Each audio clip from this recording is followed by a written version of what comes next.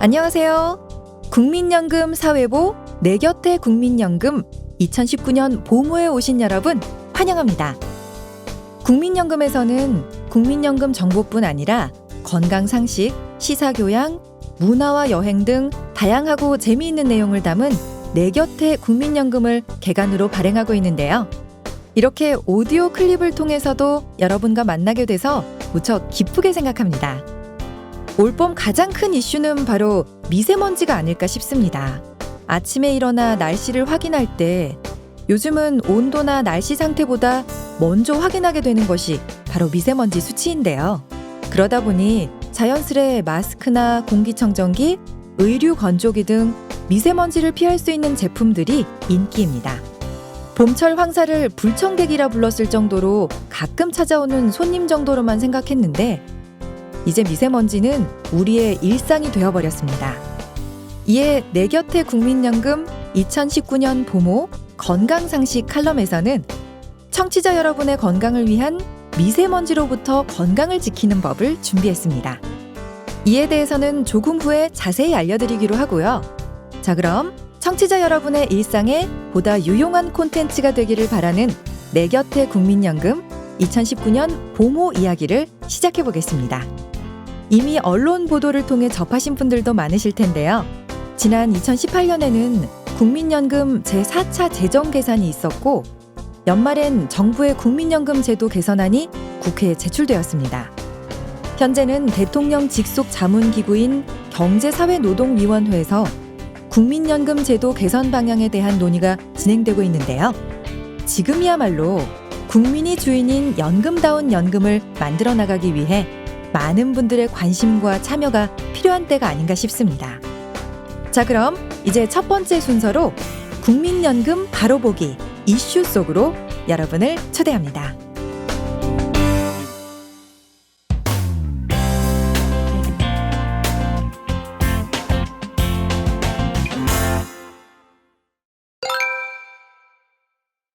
앞서 말씀드린 국민연금 제도 개선에 대한 무분별한 비판보다는 대안과 사회적 타협이 필요하다는 전문가 의견이 있는데요. 오늘 국민연금 바로 보기 이슈 속으로 해서 함께 만나보려 합니다. 사람을 살리는 공적연금연구소 이재섭 박사님입니다. 네, 안녕하세요. 이재섭 박사님, 현재 국민연금 제4차 재정계산 결과에 따른 국민연금 종합운영계획에 대한 사회적 논의가 진행되고 있는데요. 공적연금 전문가로서 그 과정을 지켜보시는 느낌은 어떠신지요? 사실 국민연금 개혁안, 즉 정부안이죠. 최근 이에 대한 도를 넘은 비판을 보며 우려되는 마음이 큽니다. 이런 상황이 계속된다면 과연 국민연금의 지속 가능성을 담보할 수 있을까 하는 의심이 드는데요. 그것은 흔히 말하는 수입과 지출의 수리적 불균형 때문이 아니라 극도로 저하된 사회적 연대의식과 제도에 대한 신뢰 때문이라고 할 수 있습니다. 특히 국회에 제출된 국민연금 종합운영계획에 대해 일부 언론과 논평들이 쏟아내는 왜곡되고 과장된 비판들은 가뜩이나 양극화된 계층 간, 세대 간 연대의식을 심각하게 훼손하고 국민에게 제도에 대한 불신을 조장하고 있어 문제입니다. 그렇다면 국민연금과 같은 공적연금의 개혁 과정에서 추가로 고려해야 할 부분은 어떤 게 있을까요? 수입과 지출의 균형을 엄격하게 지켜야 하는 사적연금과 달리 공적연금은 급여 수준과 비용 조달의 사회적 적절성을 확보해야 합니다. 이를 위해 수지 상등의 원리가 완화되고 사회적 연대 원리가 우선적으로 적용되는데요. 공적연금은 기본적으로 근로와 비근로 시기 소득을 평탄하게 하는 저축 기능을 수행하지만 나아가 계층 간, 세대 간 강제 소득 재분배를 통해 구성원 전체의 노후 소득을 적절한 수준으로 보장할 수 있어야 합니다. 그것을 가능하게 하기 위해서는 근로자와 고용주뿐 아니라 국가가 함께 소요 비용을 부담해야 하는데요. 이를 위해서 공동체 구성원들 간의 든든한 연대의식과 제도에 대한 신뢰가 무엇보다 중요합니다. 이 두 가지 요소가 훼손되면 아무리 제도의 재정 균형을 이룬다 할지라도 장기적 지속 가능성을 보장받기가 어렵습니다. 지금 여러분께서는 국민연금 사회보 내 곁에 국민연금 2019년 보모를 듣고 계십니다. 향후 사회적 논의와 합의 과정에서 요구되는 덕목이랄까? 혹은 게임의 룰 같은 게 있을까요?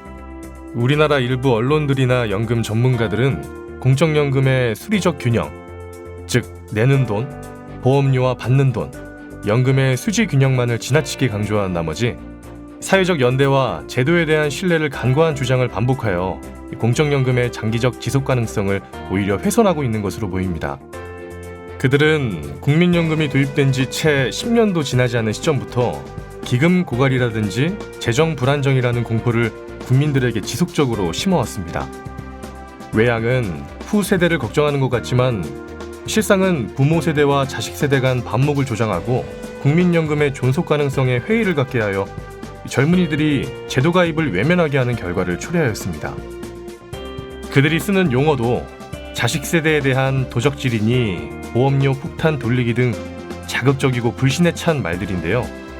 이제 갓 청년기를 지난 국민연금을 그런 용어를 써가면서까지 비판함으로써 얻은 것은 국민들 간의 갈등과 제도에 대한 불신, 그리고 극심한 노후 빈곤뿐입니다. 그러면 이번에 마련된 국민연금 종합운영 계획을 과거의 사례를 비교할 때 그 차이점은 무엇이라고 생각하십니까? 과거 2004년도에 전국을 강타했던 국민연금 폐지운동은 국민들의 불신으로 국민연금의 장기적 유지 가능성이 어떻게 훼손될 수 있는지를 보여주는 대표적인 사례라고 할 수 있습니다. 당시에 정부는 대선 공약과 달리 광범위한 사각지대에 눈을 감은 채 재정 안정화 개혁안을 국회에 제출하였는데요. 국민들에 대한 적극적 의견 수렴이나 논의, 설득 과정이 없었습니다. 소득 대체율 삭감과 보험료율 인상을 골자로 한 정부의 개혁안은 야당의 반발과 국민들의 반대로 국회에서 논의조차 못한 채 회기 종료로 폐기되었는데요. 그 후 국민연금의 상당 부분을 대체하게 될 기초노령연금이 도입되었습니다. 이는 연금개혁 논의가 국민들의 목소리를 배제하고 재정 문제에 집착한 일반적인 방향으로 진행된다면 극심한 반발에 부딪혀 좌초할 수밖에 없다라는 경고를 할 수 있습니다. 하지만 지금까지의 과정을 본다면 이번 개혁은 시간적 제약 속에서도 나름 다양한 계층들의 의견을 듣기 위해 다각적 노력을 기울이고 있는 것 같습니다. 하지만 아직 보완해야 할 점들이 많은 것도 사실입니다. 그렇다면 이처럼 연금 개혁을 어렵게 하는 요인은 무엇이라고 생각하십니까? 그동안 과거 정부는 각계각층 국민들의 다양한 의견 수렴과 심도 있는 논의 과정 없이 일방적인 개혁안을 만들어 국회에 제출하고 압박하기를 반복했습니다. 하지만 우리나라 국민연금은 적정 노후소득 보장과 재정 안정화를 균형 있게 추구해야 하는 이중의 어려운 과제를 함께 풀어야 합니다. 현 상황에서 정책 우선순위를 판단해야 하고 동시에 두 정책 목표의 장기적 균형을 고민해야 합니다. 나아가 정책 수단의 당위성뿐 아니라 실효성을 담보할 수 있는 대안을 찾아야 합니다. 예를 들어 재정 안정화를 위해 보험료를 올리더라도 저소득 근로자나 영세 자영업자들처럼 보험료 납부가 어려운 분들이 사각지대로 내몰리지 않을 방안을 먼저 마련해야 합니다. 그 다음에 보험료를 올리는 등 신중하고 조심스럽게 접근하지 않으면 안 됩니다. 국민들의 상반된 시각과 다양한 요구를 어떻게 수렴하여 최적의 대안을 마련할 수 있는가 고민하고 논의하여 진지하게 타협해야 하는 이유입니다. 결코 외향적 성과에만 집착하거나 서둘러서는 안 됩니다.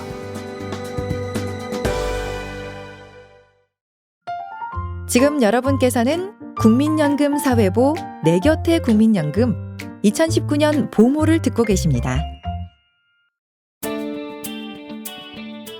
그러면 과거 선진국들의 공적연금 개혁 사례에서 배울 점은 어떤 게 있겠습니까? 선진국들의 연금 개혁 과정에서 우리가 배워야 할 점은 그들이 겪은 실패와 성공의 사례라고 봅니다. 대부분의 개혁 실패 사례를 보면 타협과 설득의 어려운 과정을 피하고 정부가 일방적으로 추진한 경우가 대부분이었어요. 그 예가 1995년 프랑스의 쥐페 내각, 1994년에 이탈리아 베를루스코니 내각에서 진행되었던 연금 개혁 시도입니다. 하지만 성공 사례들을 보면 모두 인내하면서 국민들의 의견을 모으고 다양한 타협점을 만들고 합의를 최대한 탈정치화하는 등의 노력을 경주한 사실을 우리는 명심해야 합니다.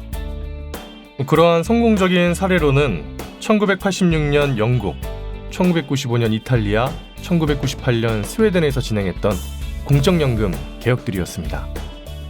끝으로 향후 국민연금 개혁이 어떤 과정을 거쳐 나아가야 할지 의견 부탁드립니다. 작년 말 정부의 제4차 국민연금 종합운영계획이 국회에 제출되었습니다. 이제 정부안을 중심으로 대통령 직속 자문기구인 경제사회노동위원회의 연금특위가 사회적 대타협을 위한 논의를 본격적으로 시작했고요. 입법을 위한 국회 차원의 특별위원회도 구성될 것입니다. 좋은 것은 쉽게 얻어지지 않습니다. 문재인 정부는 역대 정부에서 보기 드문 소통 방식으로 정부의 개혁안을 만들어 사회적 논의의 방향과 기준점을 제시했습니다.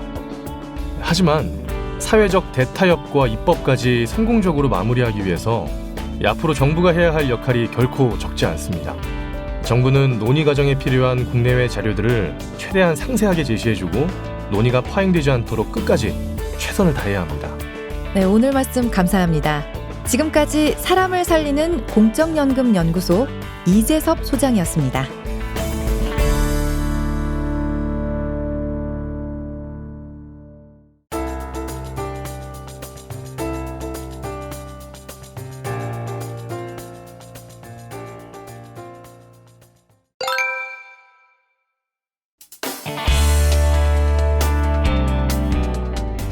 국민연금 바로 보기, 숫자로 보는 국민연금.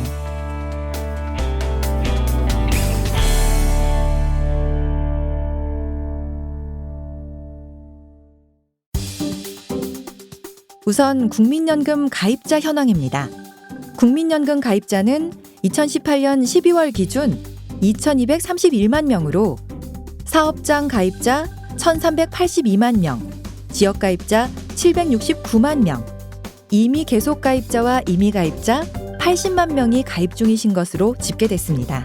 그중에 사업장 가입자가 61.9%로 가장 많은 부분을 차지했으며 지역 가입자는 34.5%, 이미 계속 가입자와 이미 가입자는 3.6% 비중으로 나타났습니다.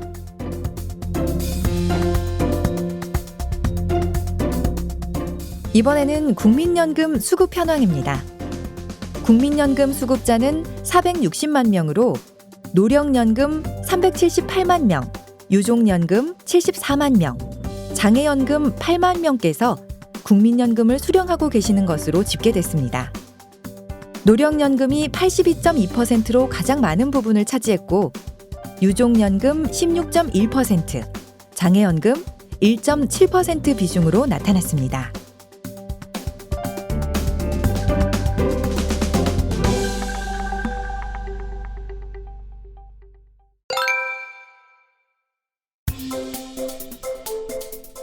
이번에는 한눈에 보는 국민연금 기네스 기록입니다. 이번 호 연금 종목별 최고 금액 수급자 기네스 기록입니다.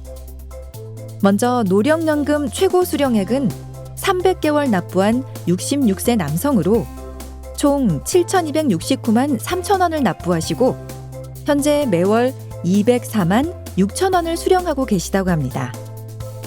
유족연금 최고 수령액은 361개월 납부한 57세 여성으로 총 9,446만 9천 원을 납부하시고 현재 매월 103만 3천 원을 수령하신다고 하고요.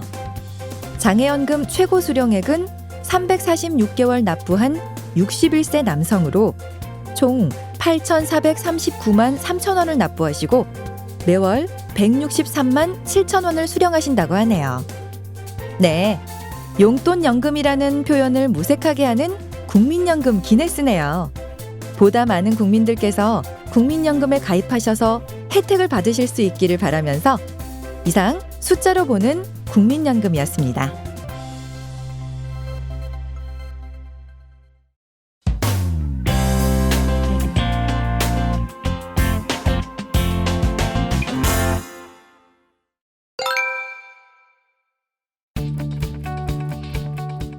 국민연금 바로 보기. 이번에는 기금 운용에 대한 이야기를 나눠볼 텐데요. 최근 국민연금에 대한 관심이 높아지면서 국민연금 기금에 대한 궁금증 역시 늘어나고 있습니다. 국민들이 내시는 국민연금 기금이 어떻게 관리 운용되고 있는지, 또 지금까지 얼마나 성장해 왔는지 알아보겠습니다. 오늘 이야기는 국민연금에서 나오신 김연금님의 도움으로 함께하겠습니다. 국민연금 기금은 어떻게 관리 운용되고 있나요? 국민연금기금은 국민연금법에 따라 보건복지부 장관이 관리 운용합니다. 보건복지부 장관은 국민연금기금운용위원회를 구성하여 기금 운용에 관한 주요 사항을 심의, 의결하고 기금 운용에 관한 업무를 공단에 위탁하고 있습니다. 기금운용위원회란 어떤 곳인가요? 기금 운용에 대한 최고 의사결정 기구로서 국민연금기금운용위원회는 투자 방향 및 목표 수익률을 결정하며 투자가 제대로 이루어졌는지 최종 점검하는 곳입니다. 보건복지부 장관이 위원장을 맡고 있으며 위원은 정부 부처 차관 및 공단 이사장으로 구성된 당연직 위원과 가입자 대표, 전문가로 구성된 위촉위원을 합해 총 20명으로 구성되어 있습니다. 기금운용본부에서는 어떤 일을 하나요? 국민연금은 보건복지부 장관이 위탁한 기금운용에 관한 업무를 수행하기 위해 1999년 11월 운용 전문 조직인 기금운용본부를 설치하였는데요. 기금운용본부에서는 기금의 자산 배분, 투자 집행 및 시장 모니터링, 포트폴리오 관리 등을 수행하는 일을 하고 있습니다.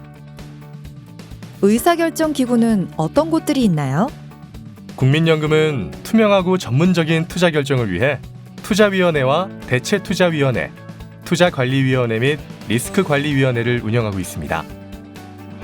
기금운용 인프라는 어떻게 구성되어 있나요?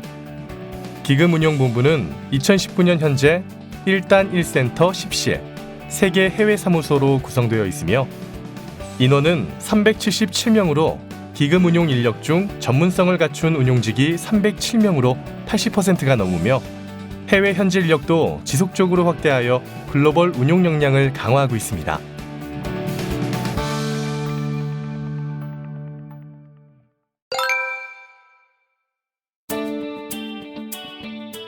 국민연금 바로 보기. 마지막 순서는 행복 프로젝트 시간입니다. 평균 수명이 늘어나면서 노후 준비에 대한 중요성이 더욱 강조되고 있는데요. 안정된 노후 생활을 위한 준비를 시작하고 싶어도 어떻게 시작해야 할지 막막하다는 분들 많으시죠? 이럴 때 국민연금공단에서 제공하는 종합재무 설계 서비스를 활용해 보시면 어떨까요?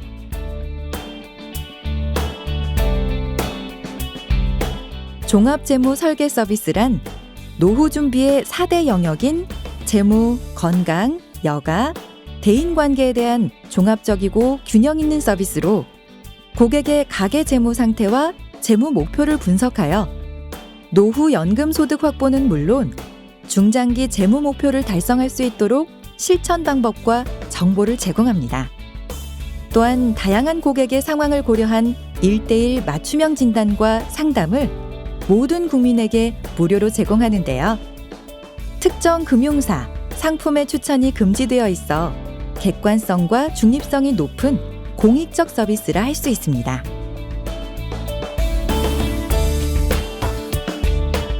이번엔 서비스 진행 과정에 대해 말씀드리겠습니다. 먼저 종합재무 설계 서비스를 신청하면 1차 상담일에 전문 상담사와 만나 재무 설계 상담 절차 설명을 듣고 재무 설계 요청서를 작성합니다. 전문 상담사는 고객의 노후 준비 4대 영역에 대한 현재 상태를 진단하고 취약점을 파악하여 2차 상담일에 고객을 다시 만나 재무 설계에 대한 의견서 및 4대 영역 진단 결과와 실천 과제에 대해 상담을 해드립니다. 일정 기간이 지난 후 상담 당시 설정한 목표와 실천 과제를 잘 이행하고 계신지 점검하여 드립니다. 국민연금 콜센터 국번 없이 1355로 연락하시면 종합재무 설계 서비스를 신청하실 수 있습니다. 그럼 여기서 종합재무 설계 서비스를 받고 노후를 준비한 사례를 하나 소개해 드리겠습니다. 작은 식당을 운영하는 55세 박모님께서는 매달 200여만 원의 소득이 있으나 월 대출 상환금이 소득의 절반을 넘는 상태로 생활고로 인해 현금 서비스 등 고금리 대출을 많이 받아 매달 성실히 빚을 갚고 있음에도 불구하고 날이 갈수록 빚이 늘어가고 있었습니다. 이런 고객의 재무 상태를 바탕으로 70세까지 일을 하시고 85세까지만 사신다는 가정하에 생애자금 설계를 한 결과 사망 시점에 3억 9천만 원의 빚을 지는 것으로 나타났습니다. 그래서 국민연금공단은 고금리 채무를 1년 이상 성실하게 상환한 고객의 경우에는 햇살론, 굿모닝론, 바꿔드림론이 적합하다고 판단하여 신용보증재단 등의 서비스를 설명하고 이용 방법을 안내해드렸습니다. 상담 후 고객은 금리 24%인 3,800만 원의 대출 중 1,400만 원을 3.5% 금리로 대환하셨고 지출 통제, 추가 근로, 노란우산 공제 가입, 국민연금 증액 등을 추가로 제한하여 생애자금 설계를 다시 해본 결과 고금리 채무는 3년 이내에 전액 상환이 가능하였고 딸을 위한 결혼자금을 준비하셔도 사망 시점에 1억 원이 넘는 금융자산을 마련하실 수 있었습니다. 지금까지 국민연금 바로보기 행복 프로젝트였습니다.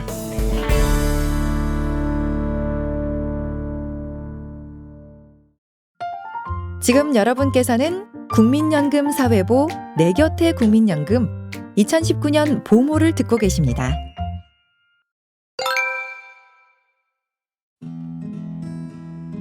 이번 시간은 바쁜 현대인들에게 잠시 멈춰서 행복이 무엇인지 한 번쯤 돌아볼 수 있는 시간을 마련해드리는 우리는 지금 행복 담론 시간입니다. 오늘은 생각실천연구소 김진성 소장의 행복 담론으로 함께합니다.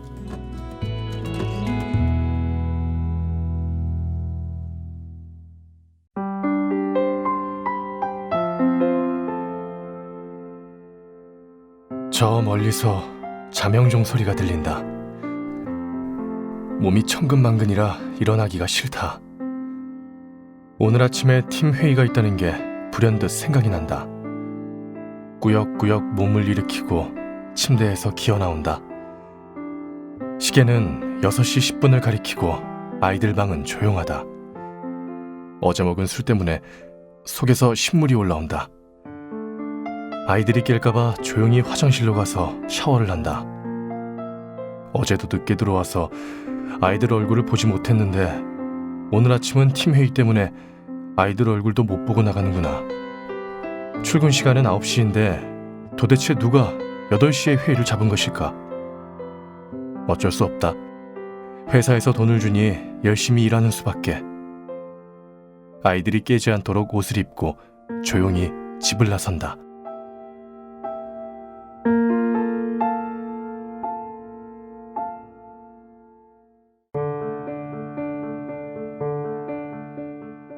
내가 회사로 출근을 할 때의 일상이다.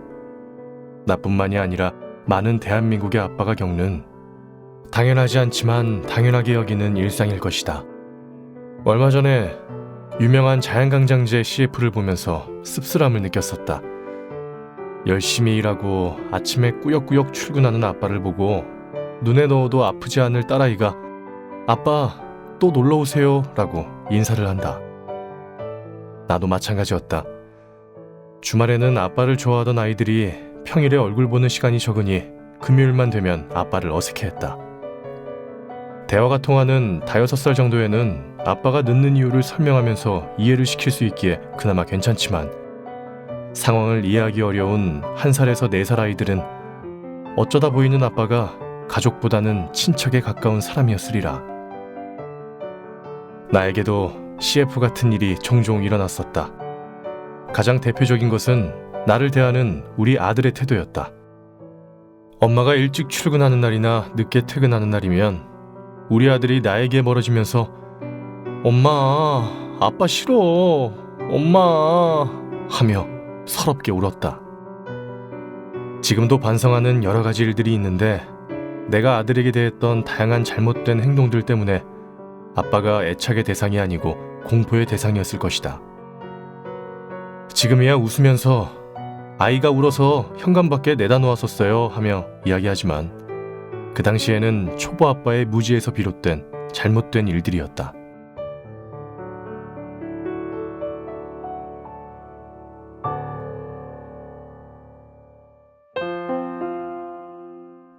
가족, 특히 아들과의 안 좋은 일들이 반복되자 가족, 인생, 미래 등에 대해서 많은 고민을 하게 되었다.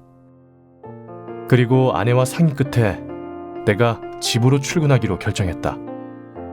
지금도 쉽지는 않지만 3년 전에는 더 어려웠던 육아휴직을 하기로 한 것이다. 당연히 육아휴직을 하기 전부터 회사에 이야기하며 많은 우여곡절이 있었고 육아휴직을 하는 동안에도 사건 사고가 끊이지 않았다. 인생이 다 그렇듯이 몇 년이 지나니 모두 추억이 되었다. 힘들었던 일들 덕분에 가족이 더 단단해졌고 항상 밖으로 겉돌던 나도 아빠로서 가족 옆에 있게 되었다. 집으로 출근하면서 무엇보다 색달랐던 건 행복이라는 감정을 알게 된 것이다. 나는 아이들과 함께하니 행복해요 라고 하는 말을 머릿속으로만 알고 있었지 가슴으로 느끼지는 못했었다. 주말이나 평일에 아이들과 함께하는 게 즐겁다기보다는 의무감이 더 컸다. 아무래도 함께하는 시간이 적으니 그리고 내 몸도 피곤하니 더 그랬으리라 본다. 그런데 아이들과 함께하는 시간이 늘어나면서 가슴이 열리는 느낌이 들었다. 조금씩 따뜻해지다가 어느 날은 뜨거워지는 기분. 그러면서 아이들과 함께하는 게 벅차게 기쁘다는 느낌이 드는 것이다. 부성애, 행복, 이런 단어로 이야기할 수 있지 않을까 싶은데 개인적으로 저 두 단어로 설명하기에는 부족한 그런 기분이 가슴에 남아있다. 아이들과 함께하면서 내가 가장 좋았던 것을 하나 더 이야기해보면 내 기억에 아이들이 남아있다는 것이다. 아이들과 함께하는 기쁨을 몰랐던 때에는 내 기억에 아이들이 자라는 모습이 없는 것이 조금 서운한 정도였다. 아이들이 자라는 모습이 내 기억에 남아있는 지금은 더없이 뿌듯하다. 무언가 인생을, 삶을 이루어가고 있다는 기분이다.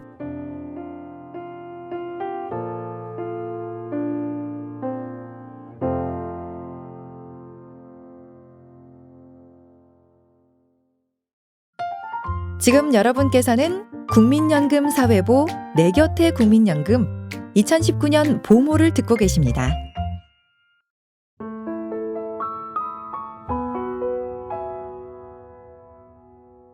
하나 더 이야기해보면 드디어 아들이 생겼다. 아빠를 싫어하는 아들이 아니라 나를 좋아해주는 아들 말이다. 이제는 목욕탕에서 내 등에 비누칠도 해준다. 처음 내 등에 비누칠 해주던 아이의 손길이 아직도 기억난다. 나를 싫어하는 아들이 정말 비누칠을 해줄까 하고 조마조마했었는데 아들의 손이 등에 닿자 살짝 가슴이 먹먹해졌다. 이런 육아 대디의 삶이 항상 장점만 있는 것은 아니다. 경제적인 문제가 항상 내 뒤를 따라다닌다. 그래서 아이들 돌보는 시간 외에 프리랜서로 조금씩 일을 하고 있다. 언젠가 아내가 일을 그만두면 그 뒤를 이어서 누군가는 또 일을 해야 하기에 아빠는 온전히 전업주부에 올인하기가 어렵다. 그 다음 힘든 건 외로움과 우울감이다. 아무래도 육아를 하는 주체가 아직은 엄마들이기에 아빠는 엄마들 무리에 친하게 어울리기가 쉽지 않다. 설령 어울리더라도 남자와 여자의 감성이 다르기에 깊숙이 들어가기는 어렵다. 그러다 보니 육아 고립도 생기고 우울감도 올라온다.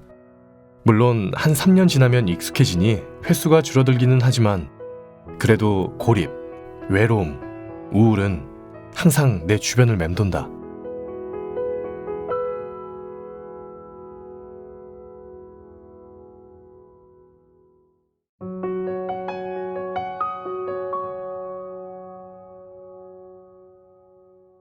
나는 사람들에게 전업주부, 육아 대디를 하라고 추천하지 않는다.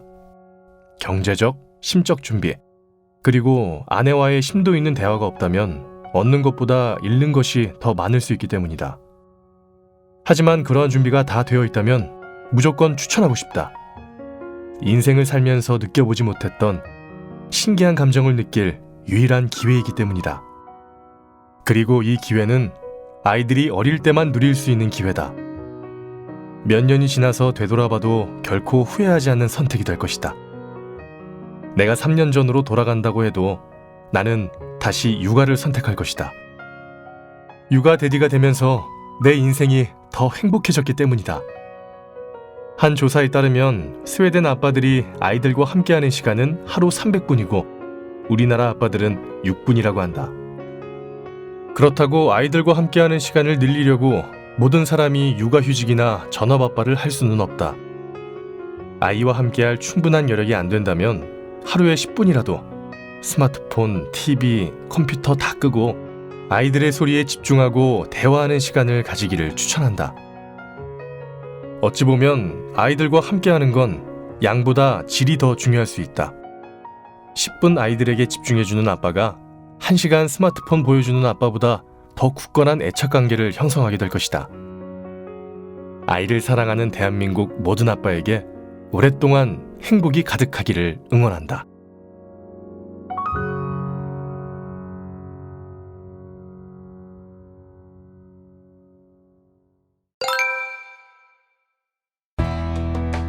우리는 지금 행복 담론. 오늘은 생각실천연구소 김진성 소장의 행복 담론으로 함께했습니다. 최근 아빠 육아가 중요해지면서 아이 양육에 적극적으로 참여하는 아빠들이 많아졌습니다. 물론 직장 생활과 육아를 병행하기란 쉽지 않은 얘기입니다. 이제 육아는 도와주는 일이 아니라 함께 해야 하는 일이 되어가고 있는데요. 그럼에도 내 아이를 위해 용기 내는 아빠들의 도전에 힘찬 박수를 보내고 싶습니다. 육아휴직이란 근로자가 만 8세 이하 또는 초등학교 2학년 이하의 자녀를 양육하기 위해 사용하실 수 있는 휴직으로 육아휴직 기간은 한 자녀에 대하여 아빠도 1년, 엄마도 1년입니다. 그래서 최근 육아맘, 육아대디를 위한 육아 신조어도 많이 생겨났는데요. 몇 가지 살펴보면 에이포켓, 삼촌과 고모, 이모까지 더해져 아이를 위한 지출을 아끼지 않는다는 현상으로 아이들에게는 8개의 주머니가 있다는 뜻입니다. 아이를 적게 낳다 보니 예전보다 많은 사람들에게 더 많은 사랑을 받을 수 있겠구나 싶은 생각이 드네요. 육아에 적극적인 스타일의 아빠를 가리키는 말로 스칸디데디라는 신조어도 있습니다. 북유럽 스타일의 육아법으로 아이를 교육하는 아빠를 뜻합니다. 그 밖에도 기저귀를 갈아주는 아빠라는 뜻의 다이퍼데디, 친구 같은 아빠라는 뜻의 프렌디라는 신조어도 있는데요. 이젠 치맛바람이 아니라 바지바람이란 말이 생겨나지 않을까 싶네요. 그러다 보니 최근 육아휴직하는 아빠들이 점차 증가하고 있다고 합니다. 고용노동부에 따르면 2018년 남성 육아휴직급여 수급자는 17,662명으로 전년 대비 46.7% 증가했다고 합니다. 10년 전만 해도 남성 육아휴직급여 수급자가 불과 502명 정도였으니 얼마나 빠른 속도로 증가했는지 조금은 가늠이 됩니다. 워킹맘들의 부담을 덜어주고자 생겨난 아빠 육아 관련 제도도 있습니다. 바로 아빠 육아휴직 보너스제인데요. 같은 자녀에 대해 부모가 모두 육아휴직을 사용하는 경우 두 번째 사용한 사람의 첫 3개월 육아휴직 급여를 통상임금의 100%로 올려 지급하는 제도입니다. 아빠 육아휴직 보너스제의 이용자가 늘어났다는 것은 부모 모두 육아휴직을 활용하는 사례가 증가했다는 뜻이 아닐까 싶네요.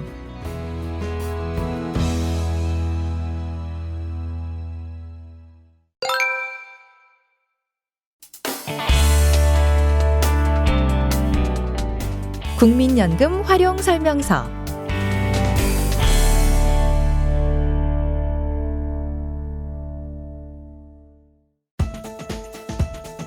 국민연금 활용 설명서. 오늘은 다자녀 가구를 위한 출산 크레딧에 대해 설명해 드립니다. 한 명도 힘들다는 육아, 2명 이상의 다둥이 가족이라면 출산 크레딧을 추천해 드립니다. 출산 크레딧은 더 많은 국민들이 국민연금 혜택을 누릴 수 있도록 급여 수급권을 확대하고 고령화 사회에 대비하여 출산을 장려하기 위해 만들어진 제도로 2008년 1월 1일 이후 둘째 자녀 이상을 출산한 경우 보험료 납부 없이 국민연금 가입 기간을 추가로 인정해드리고 있습니다. 자녀가 2명인 경우에는 12개월, 둘을 초과하는 한 명마다 18개월을 추가하여 최대 50개월까지 가입 기간이 인정됩니다. 이에 소요되는 비용은 국가에서 전부 또는 일부를 부담하는데요. 출산 크레딧의 기간을 인정하는 것은 출산 시점이 아닌 노령연금 수급권을 취득하시는 시점입니다. 예를 들어 노령연금 수급 시점에 실제 가입 기간이 9년이고 출산 크레딧으로 12개월 이상의 가입 기간을 인정받는다면 10년의 최소 가입 기간이 채워지면서 연금 수급권을 얻으실 수 있습니다. 2008년 출산 크레딧 제도 도입 이후 혜택을 받은 연금 수급자는 해마다 꾸준히 증가하여 2018년 12월엔 1,000명을 돌파하였습니다.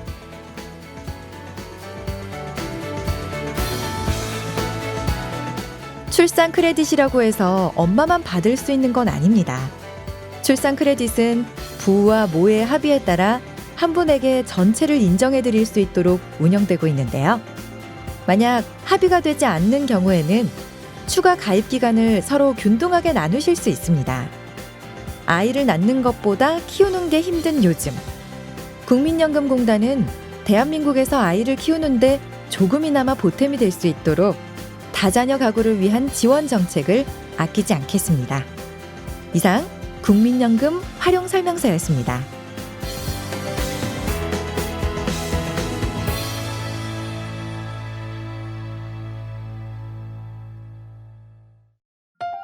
지금 여러분께서는 국민연금 사회보 내 곁의 국민연금 2019년 보모를 듣고 계십니다.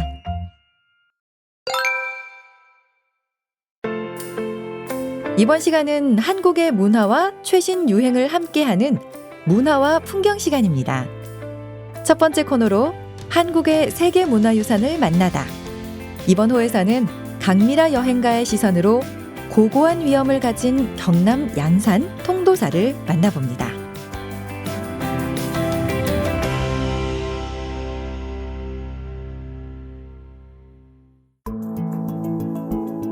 여행지로서 통도사는 참 매력적이다.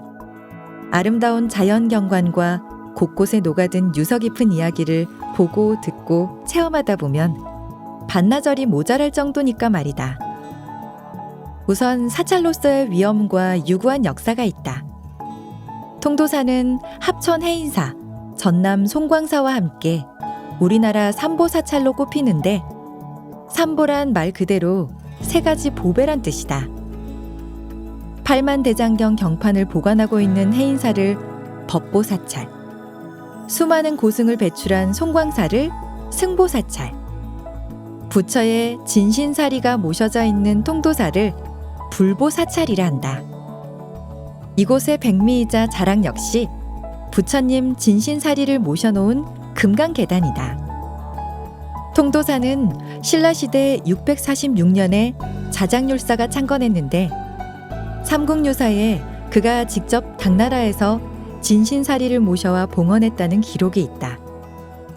이곳 금강계단은 부처님이 항상 존재하는 곳으로 상징성을 갖는다.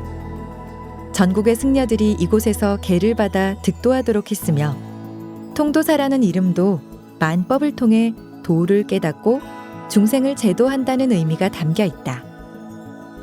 한국 불교 계율의 중심지인 셈이다. 당시 나라 안팎의 정세가 혼란스러울 때에 자장율사가 중국에서 가져온 사리를 안치하고 금강계단을 세웠으니 신라 선덕여왕은 비로소 군주의 힘을 갖추고 국론도 모을 수 있었을 것이다. 통도사 창건의 의미가 이 금강계단에 다 담겨 있는 것이다.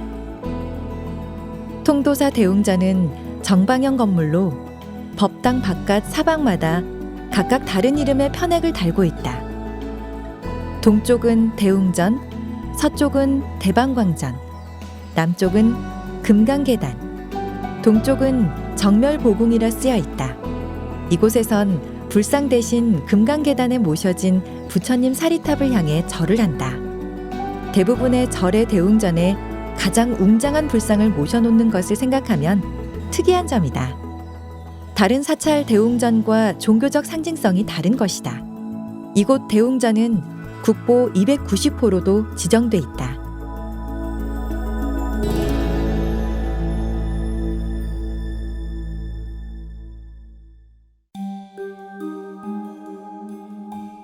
통도사는 대웅전 외에도 보물 18점과 경남 유형문화재 50점을 보유하는 등 우리나라에서 가장 많은 문화재를 간직한 절이기도 하다. 그만큼 볼거리가 가득하다. 입구에 있는 부도원은 경남 유형문화재 제585호로 역대 고승의 사리탑을 봉안한 곳이다. 산 곳곳에 흩어져 있던 것을 1993년 월하방장 스님의 교시로 한 곳으로 이전했다. 17세기부터 지금까지 통도사를 지켜온 60여 분의 큰 스님 사리탑이 안치돼 있다. 입구를 지나 곧 만날 수 있는 성보박물관도 통도사의 장대한 역사만큼이나 다양한 불교 유물을 볼 수 있으니 꼭 둘러봐야 할 코스다. 본사를 다 둘러봤다고 끝이 아니다. 통도사는 무려 19개의 암자를 갖고 있다. 암자 순례길로 불리는 암자 종주 코스는 22km에 이른다. 암자는 승려들이 돌을 닦는 공간을 말하는데 통도사가 워낙 큰 사찰이다 보니 암자의 규모도 크다. 그중 가볼 만한 곳을 하나만 꼽자면 바로 서운암이다. 통도사 입구에서 3km 떨어져 있다. 천연 염색교실, 산사음악회 등 다양한 프로그램을 진행하기도 하지만 1600여 개의 장독이 펼쳐져 있는 모습이 장관이다. 서운암에서 전통장을 담그기 시작한 사람은 통도사 주지를 지낸 성파 스님이다. 1000년이 넘는 세월 동안 스님들이 절 식구의 부식으로 사용하기 위해 직접 메주로 담그던 방법을 재현해냈다. 농가에서 직접 재배한 해콩을 무쇠 가마솥에 넣고 장작불을 지펴 삶은 후 공기가 잘 통하도록 황토와 지프로 만든 전통 가옥에서 발효한다. 이 특별한 서운암 전통장은 일반인도 구입할 수 있다. 양산 통도사는 지난해 6월 유네스코 세계유산에도 등재됐다. 영주 부석사, 안동 봉정사, 보은 법주사, 공주 마곡사, 해남 대흥사, 순천 서남사와 함께 산사 한국의 산지승원이라는 이름으로 올랐다. 7에서 9세기 창건 이후 현재까지의 지속성과 한국 불교의 깊은 역사성이 등재 조건을 충족했다. 우리나라 불교 역사와 독창성을 인정받았다는 점에서 그 의미가 크다.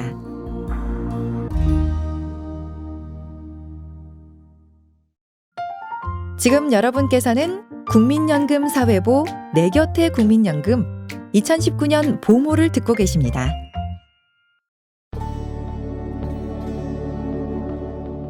통도사의 명물은 이뿐만 아니다. 입구에서 부도원까지 1.6km에 이르는 소나무 숲이 일품이다. 춤추는 바람과 서늘한 소나무 숲이라 하여 일명 무풍 한솔길이다. 수령 100에서 200년의 적송들이 춤추듯 구불거리는 모습이 그 이름과도 잘 어울린다. 이곳을 걸으면 마음에도 바람이 통하는 듯 잡념이 사라지고 편안해진다. 무풍 한솔길은 2018년에 개최한 제18회 아름다운 숲 전국대회에서 가장 아름다운 숲으로 뽑히기도 했다. 통도사 경내 곳곳에는 소나무 외에도 느티나무 등 수려한 외형의 수종들을 만날 수 있다. 이른 봄이면 카메라 세례를 받으며 인기를 끄는 친구도 있다. 바로 영각 앞마당에 있는 매화나무다. 서남사 원통전의 서남매, 지리산 산천제의 남명매처럼 우리나라의 유명한 매화에는 고유한 명칭이 따로 있는데 이 매화는 자작매라 부른다. 수령 370년 정도다. 자작매에 얽힌 설화를 살펴보자. 임진왜란 후 통도사 중창에 나선 우운대사가 1643년 대웅전과 금강계단을 축조하고 참여하는 마음으로 불타버린 역대 불교계 스승의 영정을 모시는 영각을 건립한다. 이후 마당에 매화 싹이 자라나 음력 섣달마다 연분홍 꽃을 피웠다. 이를 통도사를 창건한 자작률사의 마음이라 믿어 자작매라 부르게 됐다는 것. 어찌됐든 매서운 추위도 아랑곳하지 않고 2월 초순부터 꼿꼿하게 꽃을 피워내는 홍매화는 꽃망울은 작지만 강인함과 고고함만은 최고다.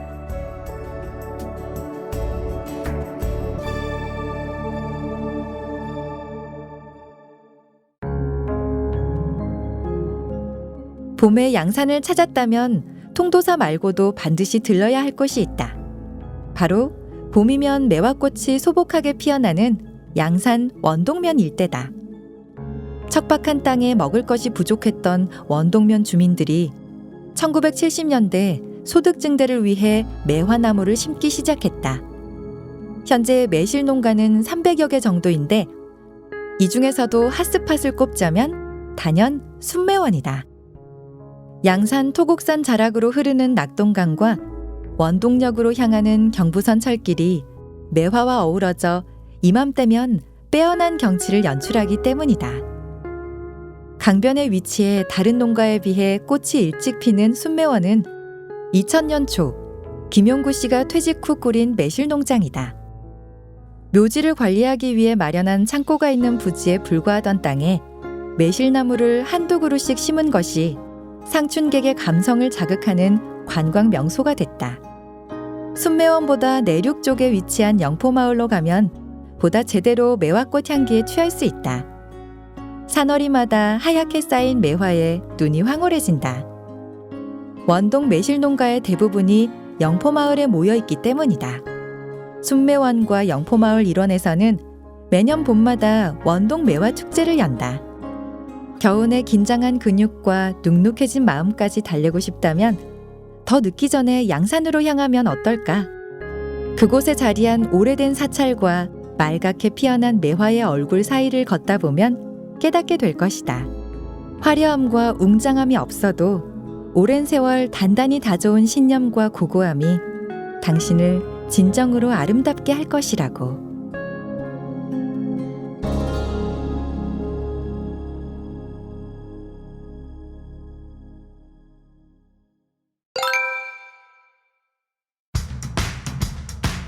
이번 시간은 최신 트렌드를 통해 현재의 세상을 바라보는 응답하라 2019 시간입니다.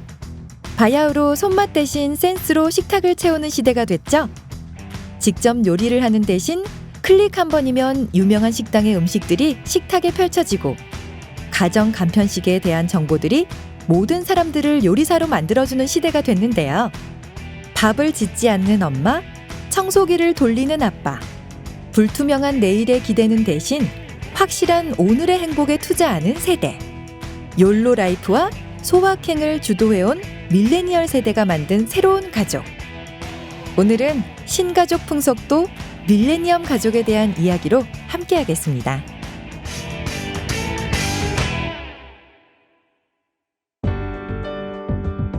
당돌하면서도 당당한 밀레니얼 세대. 그들은 2002년 월드컵 등 국제적 이벤트를 통해 우리나라의 위상이 높아져가는 현상을 직접 경험하였고 유년 시절을 풍요와 향유에 익숙한 삶을 살며 공동체를 위해 개인의 희생을 당연하게 받아들였던 전 세대와 달리 스스로의 가치를 정립하고 유연한 사고를 갖게 되었습니다. 밀레니얼 세대는 절대 빈곤이 거의 없는 시대를 사는 대신 모바일 환경 속에서 수시로 상대적 박탈감에 시달리기도 하는데요. 자기애를 바탕으로 기존의 관습에 따르기보다 스스로 기준을 세우고 만족스러운 삶을 추구하고 소비와 생활에 있어서도 편리함을 먼저 생각하며 완벽함보다는 효율성을 우선시하는 밀레니얼 세대. 그들이 사회에 진출하여 결혼을 하고 가정을 구성하면서 밀레니얼 가족이 등장하기 시작했습니다.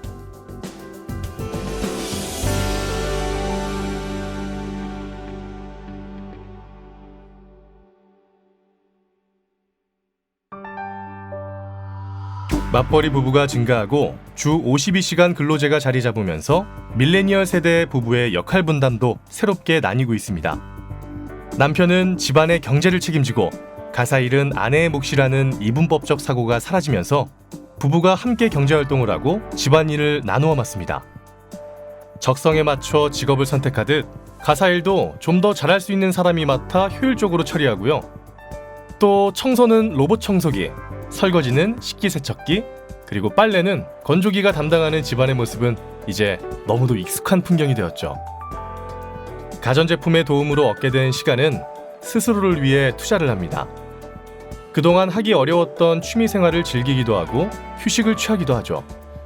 또 자기 개발을 통해 성취감을 얻기도 합니다. 부부는 물론 자녀들까지 가족 구성원 모두가 동등하며 개인의 취향과 시간이 존중됩니다. 권위적인 부모에서 벗어나 자녀들과 친구처럼 지내며 대화를 통해 소통하고 가족 내의 문제들을 해결해 나가는데요. 자녀들 역시 절대적인 보살핌의 대상이 아니라 함께 가정을 이루는 구성원으로서 저마다의 역할을 수행할 수 있는 객체로 존재합니다. 밀레니얼 가족이 만드는 가정은 희생이 우선되는 곳이 아니라 함께 행복해지기를 완성해가는 새로운 공동체인 것이죠.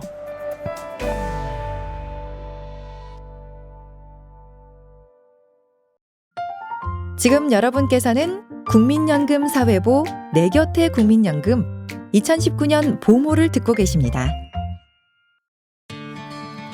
밀레니얼 세대를 탄생시킨 또 하나의 키워드가 있다면 그것은 바로 디지털이 아닐까 싶은데요. 컴퓨터, 인터넷, 휴대폰과 함께 성장한 이들은 자유롭게 온오프라인을 넘나들며 자신의 삶을 풍요롭게 만드는 정보들을 찾아냅니다. 새로운 방식으로 정보를 얻고 소통하며 효율적인 삶을 주도하는 이들의 라이프 스타일은 새롭게 꾸린 가정에서도 그대로 나타납니다. 디지털 문화는 밀레니얼 가족 생활에서 빼놓을 수 없는 문화인데요. 가정 생활을 하면서 발생하게 되는 고민들도 온라인을 통해 해결하고 지역을 기반으로 한 온라인 커뮤니티를 통해 새롭게 이사온 지역의 정보를 얻기도 합니다. 자녀를 위한 교육시설을 추천받기도 하고 가성비 좋은 맛집 정보를 얻기도 하고 가족 사이에서 발생하는 갈등을 털어놓으며 위로를 받고 조언을 구하기도 합니다.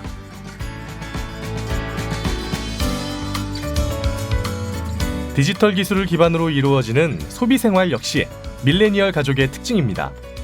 이들은 다양한 온라인 플랫폼을 통해 제품의 정보를 얻고 또 자신이 직접 사용한 제품의 후기를 올려 다른 사람들과 함께 공유합니다. 기존의 기업이 제공하던 일방적인 정보를 취하는 대신 개인의 취향과 경험을 기반으로 한 전문성 있고 진정성 있는 정보들을 수집하여 활용하는데요. 자기애가 강하고 맹목적인 희생을 거부하고 생존보다는 의미를 찾기를 원했던 이들은 자신들만의 방식으로 새로운 밀레니얼 가족 문화를 만들고 있습니다. 가족 구성원으로서의 의무를 다하면서도 자신의 행복도 놓치지 않기 위해 애쓰는 이들. 밀레니얼 가족이 지향하는 나와 함께 더불어 모두가 행복한 가족의 모습이 담겨 있는 것은 아닐까요? 이상 문화와 풍경 응답하라 2019였습니다.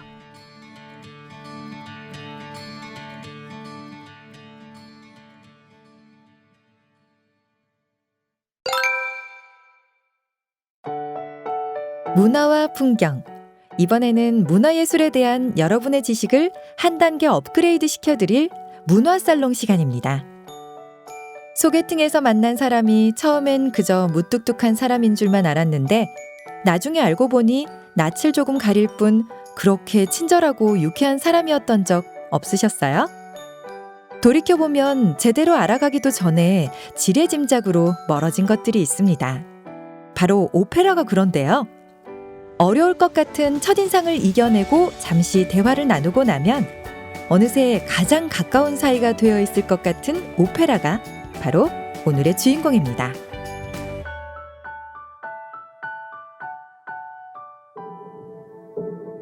오페라는 르네상스 말기 이탈리아 피렌체에서 탄생했다고 합니다. 16세기 후반 음악가와 인문학자들로 구성된 피렌체의 지식인 그룹 카메라타는 고대 그리스 비극을 연구하여 새로운 음악을 창안하려 했다고 해요. 그들은 적절한 음정과 리듬을 가진 하나의 선율이 시적 언어의 특성을 잘 표현할 수 있다는 전제를 세웠고, 그리하여 1598년 리누치니의 다프네를 통해 본격적인 오페라의 시작을 알렸습니다. 하지만 다프네는 오늘날의 오페라와 같은 형식은 아니었다고 해요. 오늘날과 같은 형식을 갖춘 최초의 오페라는 몬테베르디의 오르페오였습니다. 오페라라는 이름이 붙은 세계 최초의 작품으로 연극의 음악을 가미하는 방식이 아니라 음악의 연극을 가미해 초창기 작품보다 음악적 비중을 한층 더 높였다고 합니다. 한편의 오페라를 감상하면서 우리는 문학, 음악, 연극, 무용, 미술적 요소는 물론 영상과 조명까지 접할 수 있어 오페라를 종합 무대 예술이라고 하는데요. 또 다른 종합 무대 예술로 우리가 잘 알고 있는 뮤지컬이 있죠. 음악과 드라마의 결합이라는 점에서 닮은 듯 보이지만 이 두 장르는 자세히 들여다보면 엄연히 다른 결을 지닙니다. 오페라가 처음부터 끝까지 모두 노래로 하는 음악극이라면 뮤지컬은 연극 속으로 음악이 들어와 자리를 잡습니다. 연극처럼 배우들이 음악 없이 대화를 나누다가도 상황을 더욱 극적이고 효과적으로 전달하기 위해 노래와 춤을 활용을 하죠. 극에 사용되는 반주 역시 오케스트라가 아닌 다양한 기계음을 사용하며 녹음된 MR을 틀고 공연하기도 하는데요. 뮤지컬의 주인공들은 오페라와 달리 마이크를 사용한다는 점에서 오페라와 가장 큰 차이가 있습니다. 서곡, 아리아, 레치타티보, 앙상블, 합창, 발레. 어디선가 한 번쯤은 들어봤을 법한 단어들인데요. 이 단어들을 모두 모으면 그것이 바로 오페라가 됩니다. 서곡은 오페라가 시작되기 전 극의 분위기를 암시하기 위해 사용되는 기악곡을 뜻하고요. 오페라의 꽃이라 불리는 아리아는 서정적인 독주 성악곡으로 대부분 독창곡이지만 이중악창의 형태를 갖는 경우도 있습니다. 그래서 아리아가 보편적으로도 많이 알려져 있는데요. 유명한 아리아들만 따로 모아 공연을 진행하기도 합니다. 아리아가 아름다운 선율에 중점을 둔다면 레치타티보는 대사 내용에 중점을 둡니다. 주인공의 감정을 섬세하게 담아내는 아리아와 달리 레치타티보는 주인공이 처한 상황이나 스토리 전개를 설명하는데요. 그 밖에도 4명에서 5명이 한꺼번에 노래하며 화음을 맞추는 중창곡을 뜻하는 앙상블, 도입부나 결말 부분에 군중들이 출연해 화려한 장면을 연출하는 합창, 프랑스의 오페라에서 주로 사용된 발레까지 낯설고 어렵기만 할 것 같은 오페라도 이렇게 구성을 하나하나 살펴보면 모두 정겨운 얼굴을 하고 있습니다. 영화나 드라마를 보기 전에 예고를 먼저 접하듯 오페라도 공연장을 찾기 전에 미리 줄거리를 찾아본다면 더욱 쉽게 즐길 수 있습니다. 원작이 있는 오페라의 경우 원어로 진행되는데 미리 줄거리를 알고 있다면 공연을 감상하기가 훨씬 더 수월하겠죠?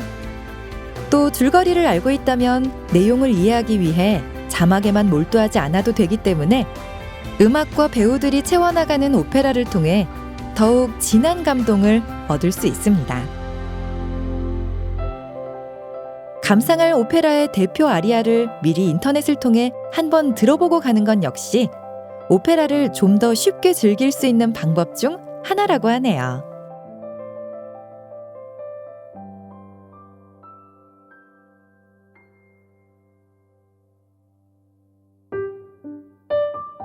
클래식 공연을 보면서 교향곡의 악장 사이에는 박수를 치면 안 되는 것처럼 오페라도 관람 시 지켜야 할 에티켓이 있습니다. 교향곡과 달리 오페라는 막이 끝날 때마다 박수를 치는 것이 상식인데요. 조용한 연주가 이어지는 분위기가 아니라면 독창, 이중창, 중창이 훌륭하게 마무리됐다고 느껴진다면 있는 힘껏 박수를 보내도 좋습니다. 물론 공연의 여음과 잔향을 즐기는 다른 관중들이 있기 때문에 오케스트라의 연주가 완전히 끝날 때를 기다려주는 예의는 지켜야 합니다. 공연을 감상하면서 느끼는 감정들을 공연이 끝날 때까지 기다리지 않고 즉각적으로 표현할 수 있다는 것 또한 오페라의 매력입니다. 박수를 치면서 휘파람을 불고 함성을 지르며 환호한 건 역시 가능한데요. 이때 남성 독창일 경우에는 브라보를, 여성 독창일 경우에는 브라바, 남성 중창이나 남녀 혼성은 브라비, 여성 중창은 브라베라고 외치면 됩니다. 조금씩 다른 환호성이 조금 낯설긴 하지만 재밌지 않나요? 따뜻한 봄 햇살이 들어오는 창가에 앉아 인터넷으로 오페라 아리아를 한 곡 검색해 들어보는 것만으로도 오페라의 시작은 충분합니다. 들려오는 선율에 가만히 귀 기울이다 보면 멀게만 느껴졌던 오페라가 어느새 마음의 꽃망울을 터뜨리고 있을지도 모르니까요. 봄날의 오페라 한 곡 어떠세요? 이상 문화와 풍경, 문화살롱이었습니다.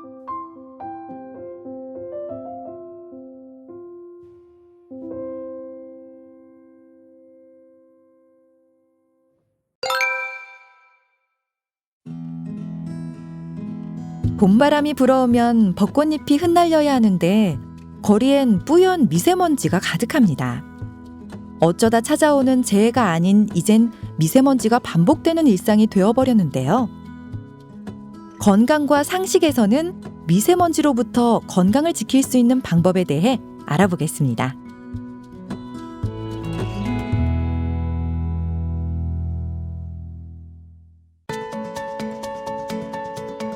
황사는 봄마다 찾아오는 단골 불청객이었습니다. 뿌옇게 거리를 지워버리는 모래바람만으로도 답답했는데 이제는 여기에 초미세먼지까지 더해졌습니다. 처음 미세먼지가 이슈되었을 때만 해도 황사와 미세먼지를 혼동하시는 분들이 많았는데요. 몽골 황토지대에서 만들어진 모래로 이루어진 황사바람과 달리 미세먼지는 자동차나 공장, 가정 등에서 화석연료가 연소되는 과정에서 발생한 인위적인 오염물질로 대부분이 인체에 해로운 화학물질이어서 우리 몸에 가해지는 위험성이 매우 큽니다. 또한 미세먼지는 그 자체로도 해로운데 입자에 중금속과 몸에 해로운 화학물질이 흡착되어 날아오면서 위험도가 더욱 증가하고 있습니다. 미세먼지를 흡입하면 천식 환자의 경우 기관지가 수축해 발작 횟수가 증가할 수도 있고 미세먼지에 묻어있는 다양한 미생물에 의해 폐렴 발생 위험이 높아질 수 있습니다.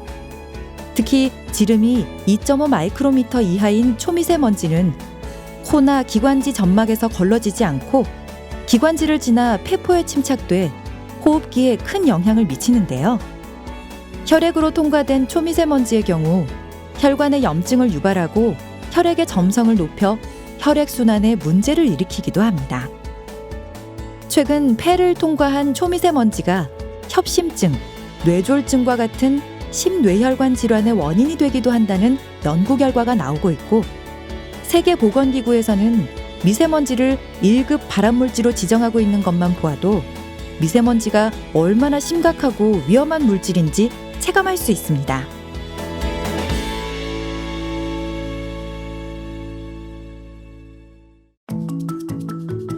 미세먼지 문제가 심각해지면서 미세먼지를 차단하는 다양한 상품들이 등장하고 있지만 사실 대기 중에 섞여 눈에 보이지도 않는 미세먼지를 완벽하게 차단하는 것은 어렵습니다. 결국 생활하시면서 예방을 위한 노력을 꾸준히 이어가는 것이 중요한데요. 먼저 미세먼지 농도가 높은 날에는 외출을 자제하는 편이 좋습니다. 외출을 해야 할 경우에는 반드시 마스크를 착용하셔야 하는데 이때 마스크는 2.5 마이크로미터 미만의 초미세먼지를 막을 수 있는 의약 외품과 황사 마스크라고 쓰인 식품의약품안전처에서 허가한 제품을 사용하셔야 합니다. 미세먼지를 예방하는 보건용 마스크에는 KF80, KF94, KF99라고 입자 차단 성능이 표시되어 있는데 KF80은 평균 0.6 마이크로미터 크기의 미세 입자를 80% 이상 걸러낼 수 있으며 KF94, KF99는 평균 0.4 마이크로미터 크기의 입자를 94%, 99% 이상 각각 걸러낼 수 있습니다. 또한 외출 시 먼지가 잘 흡착될 수 있는 재질의 옷은 초미세먼지를 집안으로 운반하는 역할을 할 수 있으니 피하시는 것이 좋고요. 모자를 착용해 두피를 보호하고 렌즈보다는 안경을 착용해 먼지로부터 눈을 보호하는 것이 좋습니다. 외출 후에는 손과 몸을 깨끗이 닦고 양치질을 통해 몸에 남아있는 미세먼지를 씻어내고 또 물을 자주 마시며 기관지에 도움이 되는 도라지, 배, 오미자, 모과차 등을 드시는 것도 도움이 됩니다. 실내 청소 시에는 먼지가 쌓이기 쉬운 곳은 젖은 걸레로 꼼꼼히 닦아주시고 카펫과 같은 섬유 재질은 정기적으로 세탁해주는 것이 좋은데요. 단, 미세먼지 농도가 나쁜 날에는 환기는 절대 금물입니다. 비가 와서 미세먼지가 가라앉은 후나 미세먼지가 양호한 날에만 5에서 10분씩 문을 열어 환기시키는 것이 좋다고 합니다. 한국환경공단에서는 대기오염 실시간 공개 시스템 에어코리아와 모바일 앱 우리 동네 대기지를 운영하고 있는데요. 대기오염도를 이해하기 쉽게 지수화하여 색상으로 제공하는데 지역별 대기오염 물질 농도와 함께 날씨 등 기상 정보는 물론 미세먼지 예보와 경보 상황을 실시간으로 알려준다고 합니다.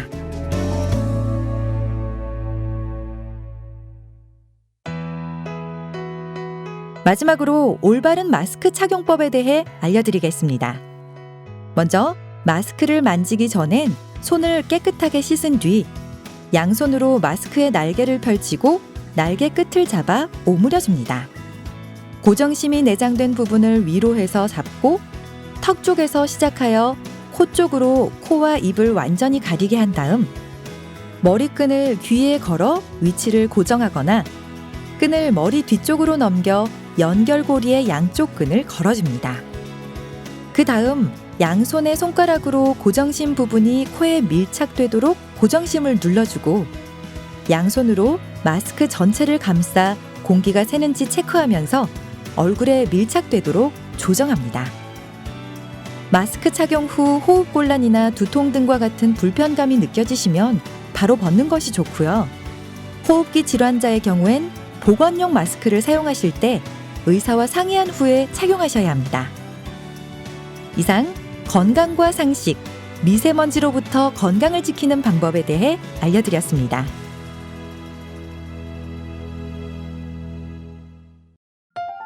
지금 여러분께서는 국민연금 사회보 내 곁의 국민연금 2019년 보모를 듣고 계십니다.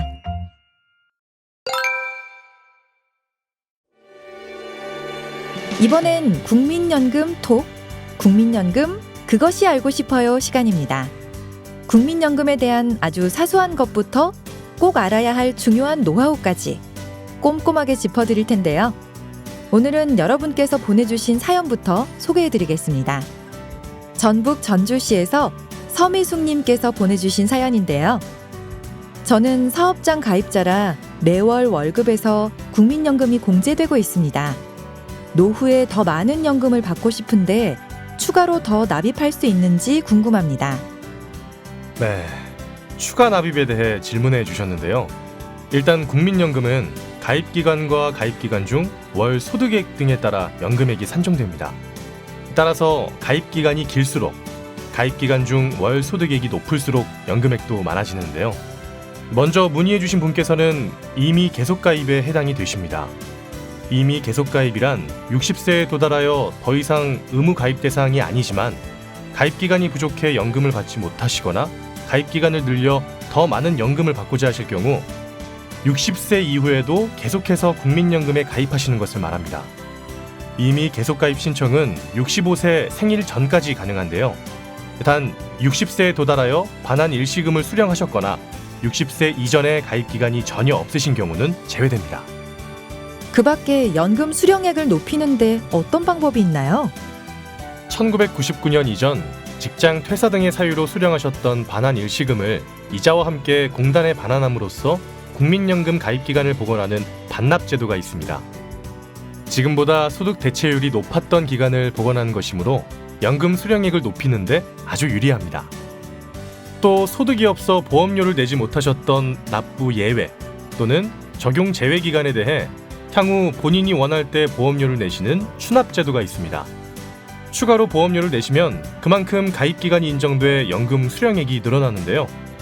사업 중단, 실직 등의 납부 예외 기간뿐 아니라 무소득 배우자, 기초수급, 1988년 1월 1일 이후 군복무 기간이 있는 자, 1년 이상 행방불명 등으로 인한 적용제외 기간에 대해서도 추납이 가능합니다. 마지막으로 노령연금 수급 요건을 충족했지만 연금 수령의 연기를 원하신다면 1회에 한해 최대 5년 동안 연금액의 50에서 100%를 연기 신청하실 수 있는 연기연금 제도가 있습니다. 연기하는 매 1개월마다 연금액이 0.6%씩 늘어나므로 연금액을 높이는 데 유리한 제도입니다. 서미숙님, 오늘 국민연금 Q&A가 많은 도움 되셨나요? 이미 계속 가입으로 추가 납입하셔서 노후 생활을 안정적으로 영위하실 수 있는 연금 더 많이 만드시길 바랄게요.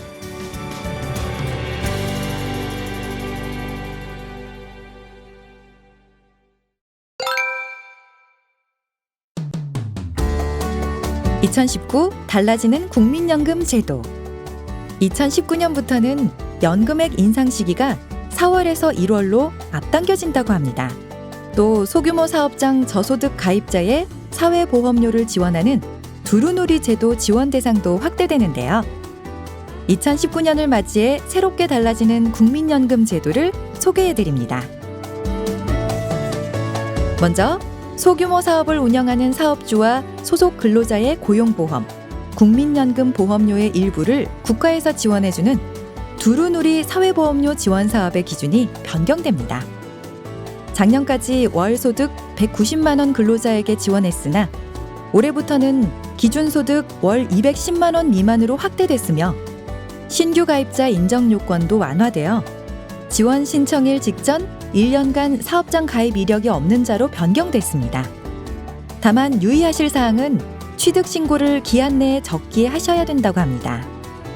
지원 수준은 작년과 동일하게 신규 가입자는 월 보험료 최대 90%까지, 기존 가입자는 40%를 지원받으실 수 있습니다.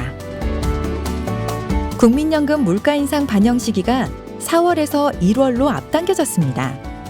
올해부터 국민연금 물가 변동률 반영 시기를 1월로 앞당겨 452만 명의 국민연금 수급자가 1월부터 1.5% 높아진 연금액을 받으실 수 있게 됩니다. 그에 따라 1인당 평균 17,070원을 더 받으시게 됩니다. 또한 농어업인의 연금보험료 지원 금액이 확대되었는데요. 지난 2015년부터 4년간 제자리였던 농어업인 가입자에 대한 국고보조금액이 종전 49,950원에서 2019년부터는 월 최대 43,650원으로 상향된다는 좋은 소식입니다. 이 밖에도 기초연금액 인상과 장애등급제 폐지 등 2019년부터 새롭게 달라지는 제도 소식은 국민연금공단 홈페이지를 참고하시면 자세히 안내받을 수 있습니다. 2019년을 맞아 국민연금에서 발행하는 내 곁에 국민연금을 처음으로 오디오 클립으로 제작해 전해드렸는데요. 어떠셨나요? 4차 산업혁명 시대를 살고 있는 요즘, 흔히들 우리가 정보의 바닷속에 살고 있다고 말합니다. 하루에도 수없이 쏟아지는 정보 속에 가짜 뉴스들도 난무하고 있고요. 또 어떤 정보를 취하고 버려야 할지도 새로운 고민거리가 되었는데요. 계절이 바뀔 때마다 국민연금공단 홈페이지 미디어룸에 방문하셔서 새로운 국민연금 정보뿐 아니라 건강, 시사교양, 문화여행 등 정확하고도 다양한 재미있는 정보를 얻어가시기 바랄게요. 그럼 푸른 녹음이 넘실거리는 계절 여름호에서 다시 찾아뵙겠습니다. 감사합니다.